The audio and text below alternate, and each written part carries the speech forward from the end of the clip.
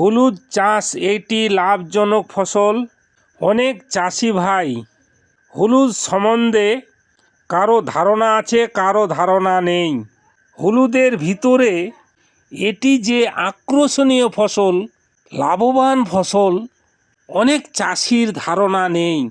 ফাল্গুন মাস থেকে চাষমান শুরু হয় জমির, আর চৈত্র মাসে লাগানো হয় সেই হলুদ। হলুদ লাগানোর সময় না দিতে হয় সার, না দিতে হয় বিষ, না দিতে হয় জল। হলুদ গাছ কোনো গরু ছাগলে নষ্ট করে না। যখন গাছ হয়ে যায় তারপরে ঘাস পাতা কিছুই থাকে না।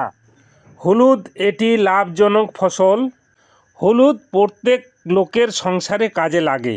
হলুদের ভিতরে যে এত আকর্ষণীয় জিনিস লুকিয়ে আছে, আমি প্রত্যেক চাষি ভাইদেরকে বলবো, হলুদ লাগাও, খরচা বাঁচাও।